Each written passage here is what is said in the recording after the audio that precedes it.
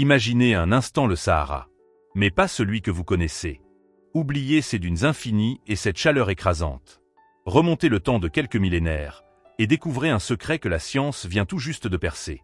Il y a 7000 ans, là où s'étend aujourd'hui le plus grand désert chaud du monde, s'épanouissait un véritable paradis terrestre. Des prairies verdoyantes à perte de vue, des lacs scintillant sous un soleil moins cruel, des rivières serpentant à travers une végétation luxuriante. Ce n'est pas de la science-fiction, c'est de l'histoire. Cette métamorphose extraordinaire s'est produite entre 14 000 et 5 000 ans avant notre ère, lors d'une période que les scientifiques appellent la période humide africaine.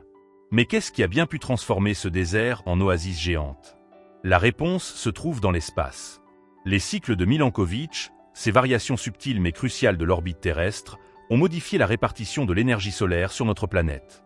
Résultat, la mousson africaine s'est considérablement renforcée, déversant des trompes d'eau sur cette région aujourd'hui aride. Le Sahara respirait, vivait, grouillait de vie. Dans ce monde perdu, des éléphants traversaient les plaines, des hippopotames barbotaient dans les rivières, des antilopes bondissaient entre les acacias.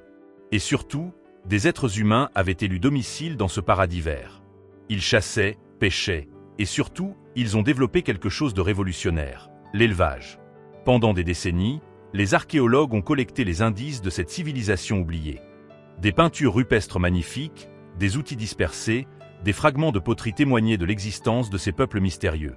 Mais qui étaient-ils vraiment? D'où venaient-ils? Comment s'intégraient-ils dans l'histoire de l'humanité? La réponse à ces questions va vous stupéfier. En 2003, dans le sud-ouest de la Libye, près de la frontière algérienne, une équipe d'archéologues fait une découverte qui va bouleverser notre compréhension du passé. Dans un abri rocheux appelé Takarori, ils mettent au jour les restes de 15 individus. Mais parmi eux, 2 corps vont changer l'histoire de la paléogénétique. Ces 2 femmes, mortes vers l'âge de 40 ans, ont été naturellement momifiées par les conditions exceptionnelles du site. Leur peau, leurs tissus, leurs ligaments, tout s'est conservé pendant 7 millénaires. Un miracle de préservation dans l'un des environnements les plus hostiles de la planète. Autour de ces momies, les archéologues découvrent les preuves d'une société sophistiquée. Des poteries élaborées, des outils finement travaillés, et toujours ces extraordinaires peintures rupestres qui racontent leur quotidien. Ces gens élevaient des chèvres et des moutons, pêchaient dans les lacs, chassaient le gibier. Ils avaient créé une civilisation florissante au cœur de ce qui allait devenir l'enfer terrestre que nous connaissons. Mais le plus incroyable restait à venir. L'ADN ancien est extrêmement fragile. Il se dégrade rapidement, surtout dans des environnements chauds et instables comme le Sahara. Les scientifiques ne gardaient donc que peu d'espoir de pouvoir analyser le matériel génétique de ces momies. Pourtant, grâce aux avancées révolutionnaires en matière de séquençage génétique, l'impossible est devenu réalité. Les chercheurs ont réussi à extraire suffisamment d'ADN intact de l'os pétreux, cette partie dense du crâne près de l'oreille interne qui préserve mieux l'information génétique. Pour la première fois dans l'histoire de la science, ils ont pu séquencer le génome complet d'êtres humains vieux de 7000 ans, conservés dans un environnement aussi hostile. Et là, stupeur totale. Ces analyses ont révélé quelque chose d'absolument inattendu. Ces femmes appartenaient à une lignée humaine totalement inconnue. Leur patrimoine génétique était radicalement différent de toutes les populations anciennes répertoriées jusqu'alors. Elles ne montraient aucun mélange génétique significatif avec les populations subsahariennes du Sud. Plus surprenant encore, elles n'avaient pratiquement aucun lien avec les groupes du Proche-Orient ou de l'Europe préhistorique au nord. Attendez, ça devient encore plus étrange. Ces peuples pratiquaient l'élevage, une innovation qui avait été développée au Proche-Orient. Comment avaient-ils acquis cette connaissance sans mélange génétique avec les inventeurs de cette technique? La réponse remet en question tout ce que nous pensions savoir sur la diffusion des innovations dans l'Antiquité. Pour vérifier leurs origines, les scientifiques ont recherché des traces d'ADN néandertalien dans ces génomes. Quand les humains modernes ont quitté l'Afrique pour coloniser l'Eurasie, ils se sont mélangés avec les néandertaliens. Résultat, tous les noms africains d'aujourd'hui portent entre 1 et 2% d'ADN néandertalien.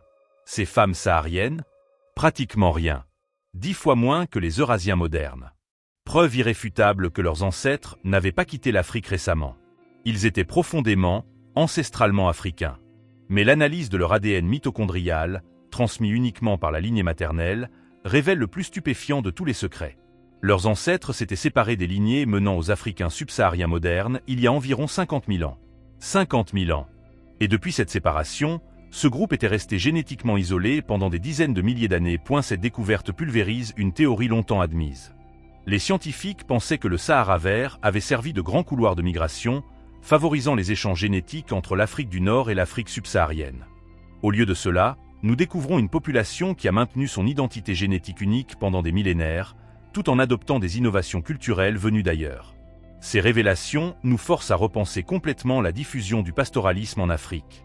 Au lieu d'une migration massive de peuples, nous assistons à une transmission culturelle pure. Les idées, les techniques, les savoirs circulaient entre les groupes, mais les populations restaient génétiquement distinctes. C'était un échange de connaissances, pas un brassage de populations. Cette découverte révolutionnaire nous enseigne que l'histoire génétique et l'histoire culturelle ne marchent pas toujours main dans la main. Une population peut conserver son héritage génétique unique tout en participant activement aux échanges culturels et en adoptant des technologies innovantes. Le séquençage des génomes de Takarori représente un exploit scientifique majeur. C'est la première fois que des génomes complets sont récupérés dans un environnement aussi défavorable. Cette prouesse technique ouvre de nouvelles perspectives pour l'étude des populations anciennes dans des régions jusqu'alors inaccessibles à la paléogénétique. Ces femmes du Sahara vers nous révèlent l'existence d'un peuple perdu, porteur d'un héritage génétique remontant potentiellement à l'âge de glace. Elles nous prouvent que notre planète recèle encore d'innombrables secrets, enfouis dans des environnements que nous pensions impropres à la conservation de notre histoire la plus ancienne.